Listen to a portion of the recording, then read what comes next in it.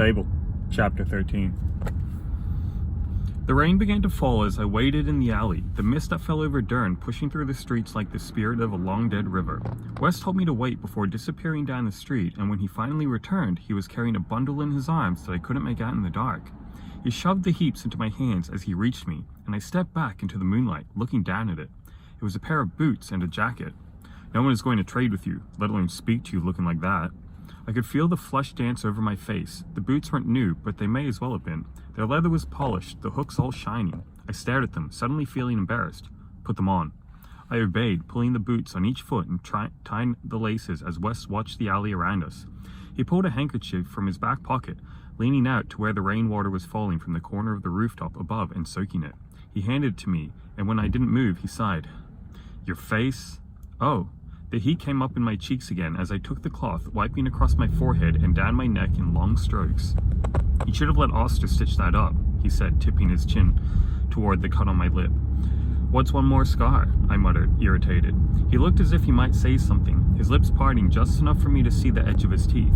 But he pressed them together without a word, holding the jacket open for me. I slid my arms in before he buckled the clasps one at a time. Don't go straight for the dagger. Look around a little first. Ask a few questions. He pulled the hood up over my head, brushing off the shoulders of the jacket with his hands. What do I trade? He slipped the ring from his finger, pressing it into my palm. I lifted it before me so that the gold glowed, a string of notches winding all the way around its surface. What if it's not enough? You'll figure something out, he said gruffly. Don't mention my name, or Willa's. If he asks you who you are, just say you're a dredger on a small ship making port for the night. All right. I had my hand out to him. He looked at it. What? 35 coppers. I said 30. I shrugged. We're negotiating. He gave me a long, incredulous look as he dug into his pocket and fished the coin purse out. I studied him as he counted them into my hands, resisting the smile that was tugging at my mouth. But when I looked up into his face, his brow was pulled, his eyes more tired than maybe I'd ever seen them. He was anxious. The dagger may have belonged to Willa, but it clearly meant something to Wes too. I dumped the copper into my pocket and turned on my heel, walking out into the alley and straight for the Gambit's shop. The rain hit my hood in heavy drops, and I climbed the steps, knocking twice on the rusted green door. Footsteps struck the floor inside before it opened, and a bald man with a long, dark beard stood in the doorway. I pulled my knife from its sheath slowly as I ducked inside, and the door closed behind me, the bell jingling. He didn't even bother to look at me, making his way back to a stool in the corner of the shop where a lantern was lit over a mounted magnifying glass. Beside it, a pipe, still smoking, filling the little shop with the sweet, spicy smell of mullein. Candles fixed into the old, grimy rye bottles were set on almost every surface, their light flickering off every shiny thing tucked into corners, on shelves, laid out on tables. Raw stones, polished jewelry, gold-plated cartographer tools, little things that had once meant something to someone, somewhere. But for people like me, very little held more value than a roof or a meal. I'd given anything that had ever meant anything to me for both. I picked up a comb set with a row of rare seashells like the ones Fred sold at the Barrier Islands, inspecting it. A matching hand mirror sat beside it, where my reflection looked back at me, and I stilled when I saw my lip. Wes was right. It needed to be stitched. The swollen skin was reddened around the edges, the bruising almost to my chin. I moved to the next table before I could spend another moment looking at myself. I didn't want to see what or who might look back at me in the mirror, or how different she was from the one who used to live inside these bones. What's this? I picked up a small bronze statue of a naked woman wrapped in a ship's sail. The Gambit looked up from his magnifying glass, the pipe clenched in his teeth. He glanced at the statue without answering and then went back to work. You either came in for something, or you didn't. I set it down, making my way to his work table. My eyes searched the glass cabinets behind him, where shelf after shelf of knives were laid out, but I didn't see the dagger. A flash illuminated in the corner of the shop, and I turned toward the single beam of moonlight reaching through the murky window. It landed on a small wooden chest with a tarnished brass lock. Inside, the dagger lay in a narrow, velvet-lined box. The Gambit's eyebrows rose when he saw what I was looking at. My fingers caught the edge of the lid, and I lifted the glass. I felt him behind me before I heard him, and I dropped my hand, stepping back. His face was turned up in a question, studying me as his arms reached over my head. He picked the box up and set it down on the work table between us. Just bought this off a trader. His gruff voice turned up in a sudden friendliness.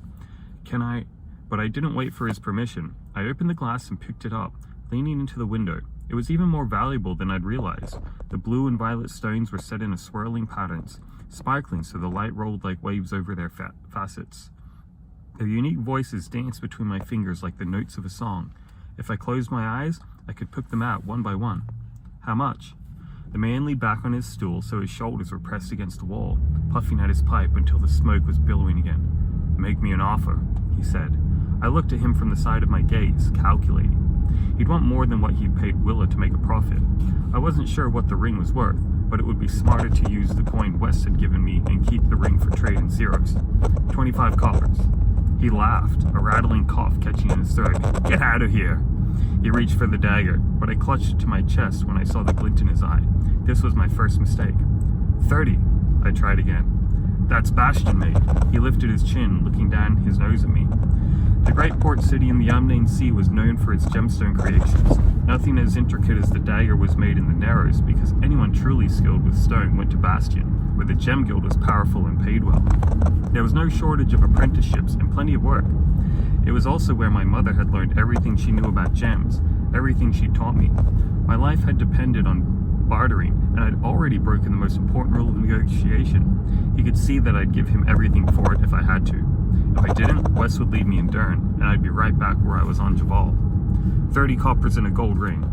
I wanted to bite my own tongue off as I pulled Wes' ring from my pocket and set it on the counter before him. It was already more than he'd ever get from someone else, but I could see by the way his mouth twitched that he wasn't finished with me yet. A wicked smile curled on his lips as he waited. And these? I clenched my teeth and fetched the gold bracelet I'd pinched, and the 2 brass buckles from my other pocket, dropping them on the table. If you throw in a dredging mallet. Mine was still sitting at the bottom of the reef. Deal. He plucked a mallet from the tray of tools behind him and waited for me to count 30 coppers before he handed it to me, handle first. If I didn't have the bracelet to trade in Cirrus, at least I could dredge. I looked out the window, trying to find West's shape in the dark. I couldn't see him, but I felt him watching. He made the same mistake I had, showing me that he cared about the dagger. And he didn't just want it, he needed it for some reason. If I knew what the reason was, I might be able to find just a little leverage. You know anything about that trader you brought it from, the dagger? He dropped the coppers into a can behind him and pointed to a handwritten sign beside the window.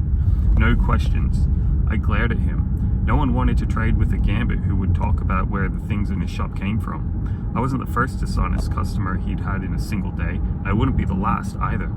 He gave me the mallet and dismissed me with a wave of his hand. When Wes saw me coming, he emerged from behind a cart down the alley, waiting with his hands in his pockets. I pulled the dagger free, holding it out to him, and the relief wasn't hidden on his face. He took it, giving me a nod. Thank you. It wasn't a favor, I reminded him. He'd paid me 35 coppers and passage to Cirrus to get the dagger back, and I'd done it. Even if I only had a few coppers left, it was still more than I had before we got to Dern. I followed him through the village streets, back toward the 3 leaning chimneys of the tavern. The heat of the fire pushed through the door as we entered, and I looked for the crew, but there were only faces I didn't know huddled around tables with glasses of rye. West wound between them, leaning into the counter beside the fire until a skinny woman with a pile of hair wrapped up in a red cloth on top of her head stopped in front of us. West. Supper and a room. He dropped the 3 coppers on the counter, and she tucked them into her apron, smiling up at me knowingly.